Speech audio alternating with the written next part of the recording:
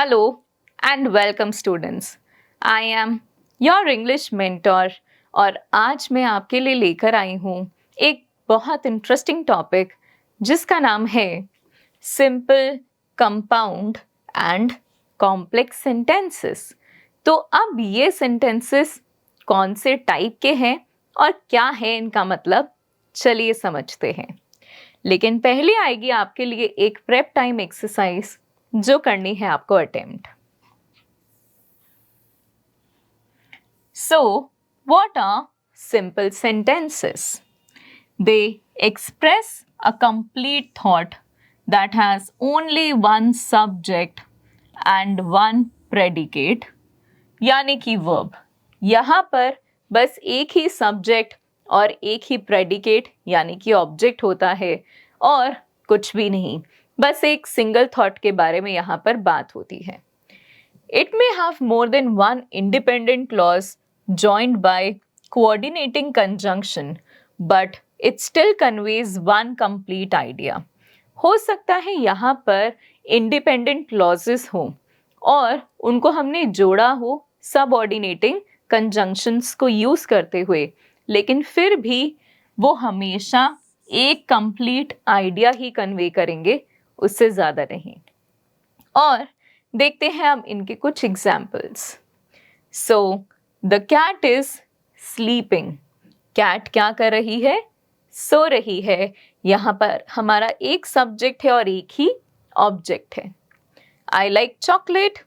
She plays the piano beautifully. Now in these sentences there is only one subject and a predicate. यहाँ पर बस एक ही subject और एक ही प्रेडिकेट है, इसीलिए हम इनको सिंपल सेंटेंसेस बोलते हैं। Now we are going to talk about the compound sentences. So they join two or more simple sentences, यानी कि independent clauses using coordinating conjunctions such as and, but or so, yet, for, nor। हम इन सब conjunctions को use करके दो independent clauses को साथ में जोड़ते हैं। Each part of a compound sentence can stand alone, यानी कि कंपाउंड सेंटेंसेस का हर एक पार्ट, यानी कि उस कंजंक्शन से पहले और उस कंजंक्शन के बाद, वो दोनों ही स्टैंड अलोन सेंटेंस होते हैं as a complete sentence because it has its own subject and verb, क्योंकि उनका अपना ही एक subject और verb होता है। जैसे कि Piyush waited for the train but the train was late। Piyush ने वेट करा ट्रेन की, लेकिन ट्रेन लेट थी। अब स्टूडेंट्स, समझने वाली बात यह है कि हम चाहते तो इस सेंटेंस को खत्म कर सकते थे ट्रेन पर। Piyush waited for the train full stop, ये एक complete sentence है। और the train was late, ये भी एक complete sentence है। तो हमने दो complete sentences को साथ में लेकर आए हैं एक coordinating conjunction but यूज करके। वैसे ही Mary and Samantha arrived at the bus station before noon and they left on the bus before I arrived, यानी कि मैं इससे पहले पहुंचती वो लोग निकल चुके थे। Piyush and Amrita left on the bus before I arrived, so I did not see them at the bus station। मैंने उनको बस स्टेशन पे नहीं देखा क्योंकि मेरे आने से पहले ही वो लोग बस पकड़ के जा चुके थे। तो यहाँ पर हमारा बट एंड और सो क्या बनेंगे? हमारे कोऑर्डिनेटिंग कंजंक्शंस, जिसने हमारी मदद करी है इंडिपेंडेंट क्लॉजेस और सेंटेंसेस को कंबाइन करने में। तो बढ़ते हैं आगे और देखते हैं क्या होते हैं ये complex sentences. So a complex sentence is made of an independent clause and one or more dependent clauses connected to it, यानी कि ये इंडिपेंडेंट क्लॉजेस या डिपेंडेंट क्लॉजेस को कनेक्ट करके बनता है। A dependent clause is similar to an independent clause, a complete sentence. यानी कि यहाँ पर एक डिपेंडेंट और इंडिपेंडेंट क्लॉज बराबर के ही होते हैं, but it lacks one of the elements that would make it complete. बस एक ही फर्क होता है यहाँ पर डिपेंडेंट और इंडिपेंडेंट में, एक ही एलिमेंट का फर्क होता है। Complex sentences often use subordinating conjunctions. यहाँ पर हम सबऑर्डिनेटिंग कंजंक्शंस को यूज करते हैं, जैसे कि because, although, when, if, while, since, after, before, unless, and as. Now, let's see a few examples. हमारा एक इंडिपेंडेंट क्लॉज यानी कि स्टैंड अलोन क्लॉज है, she run on the beach, वो बीच पर भागी। ये एक कंप्लीट सेंटेंस है। डिपेंडेंट क्लॉज होता है ऑल्दो शी इज टायर्ड, यानी कि वो थकी हुई थी। अब स्टूडेंट्स, ये डिपेंडेंट है, ये इनकम्प्लीट है। सो हम इनको कंबाइन करेंगे ताकि एक कॉम्प्लेक्स सेंटेंस बने। Although she is tired she run on the beach, वो थकी हुई थी फिर भी बीच पर भागी।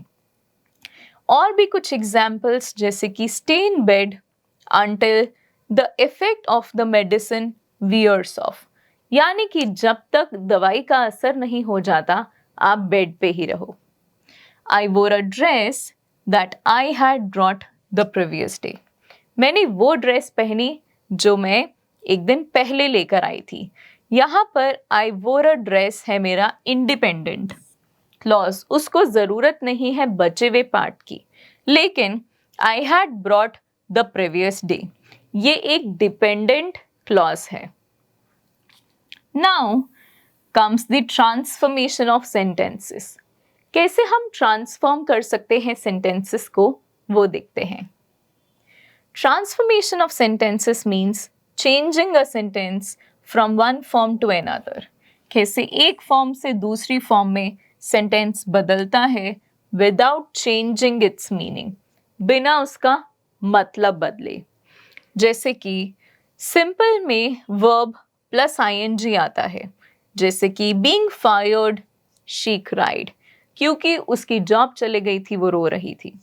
कॉम्प्लेक्स हो गया since or as she was fired she cried, या फिर since she was fired she cried.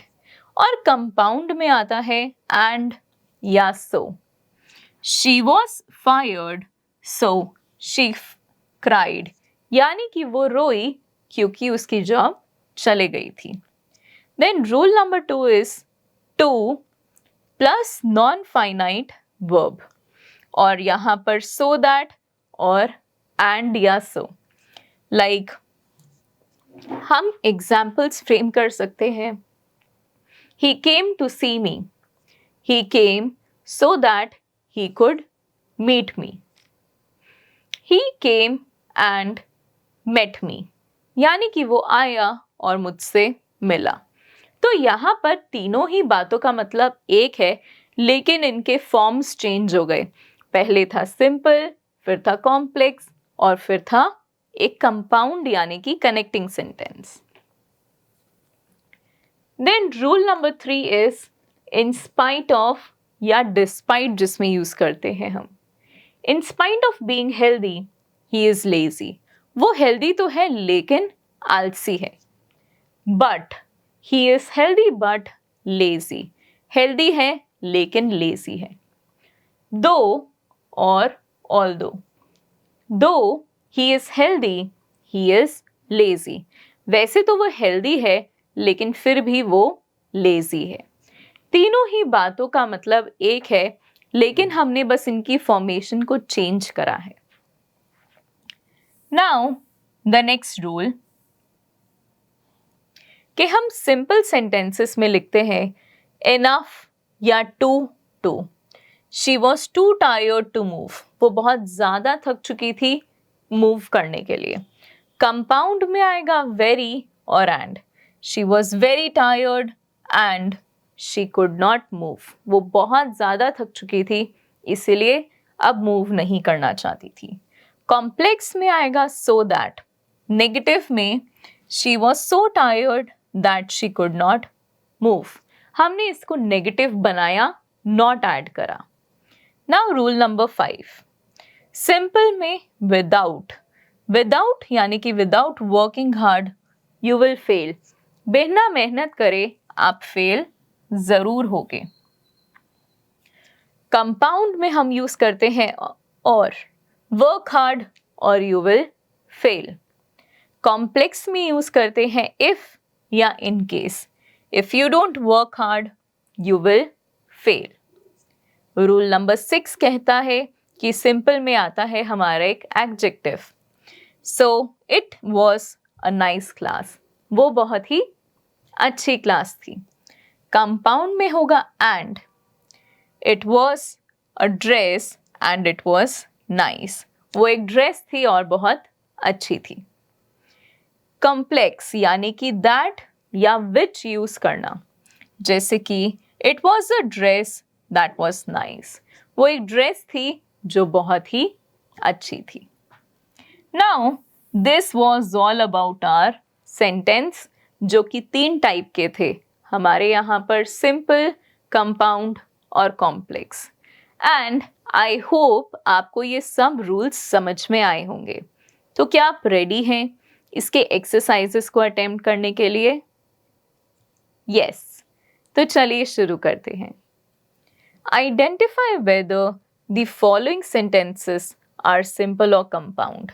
आपने बताने हैं कि ये सेंटेंसेस सिंपल हैं या कंपाउंड हैं.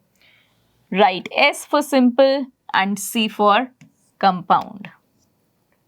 You can go out and play, but come back and finish your homework on time. तो यहाँ पर उन्होंने एक सेंटेंस फ्रेम करा है कि आप बाहर जा सकते हो और खेल सकते हो, लेकिन वापस आ जाना अपना होमवर्क करने के लिए टाइम पर. तो ये है हमारे compound sentence. The boys went to the beach and they swam in the sea. तो and की वजह से ये बनता है हमारा एक कंपाउंड सेंटेंस. और ऐसे ही करने हैं आपको बचे हुए 5 भी attempt. Now, underline the independent clauses and circle the dependent clauses in the following sentences. यहाँ पर आपको बताना है कि कौन सा क्लॉज डिपेंडेंट है और कौन सा स्टैंड अलोन यानी कि independent. Even though he did his work, he will still have to do the corrections. So, he will have to do the corrections है हमारा एक इंडिपेंडेंट क्लॉज, और even though he did his work है हमारा dependent clause. Since we had come this far, we decided to visit the fort nearby. We decided to visit the fort nearby है एक independent clause और बचा हुआ part है हमारा dependent clause. और ऐसे ही आपको करने हैं बचे हुए 5 भी attempt. Now, combine the simple sentences to make the types of sentences mentioned in the brackets. आपने इनको कंबाइन करना है और बनाना है उसकी ब्रैकेट वाली कैटेगरी को, यानी कि आपको फ्रेम करना है एक complex sentence. He took the car to the mechanic. There was a strange sound in the engine. So हम लिखेंगे He took the car to the mechanic because, और बाकी पूरा सेंटेंस हमारा रहेगा सेम और बन जाएगा एक complex sentence. We can complete the drawing today. Full stop. We can paint it today. So इसका बनाना है हमको एक कंपाउंड सेंटेंस. तो हम लिखेंगे We can complete the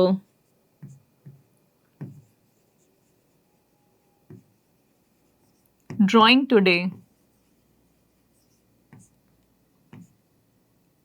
and can paint it.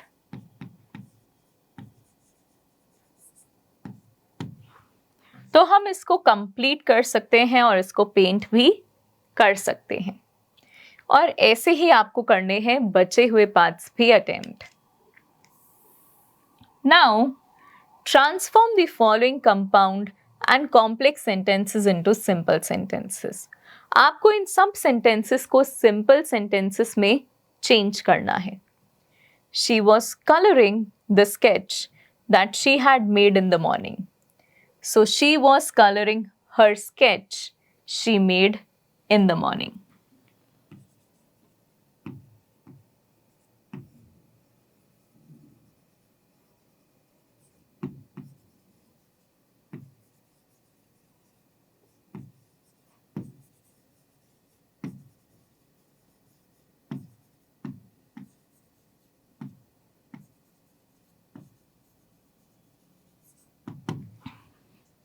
Then he has to change his behavior or he will lose all his friends.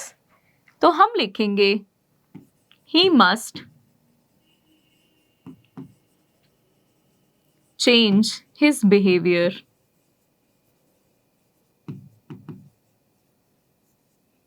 to avoid losing friends. कि अगर उसको अपने दोस्त नहीं खोने हैं तो उसको अपना बिहेवियर चेंज करना पड़ेगा और ऐसे ही आपको करने हैं बचे हुए पार्ट्स भी अटेम्प्ट. फिर आते हैं आपके सामने एक ड्रिल एंड स्किल एक्सरसाइज जो करनी है आपको अटेम्प्ट.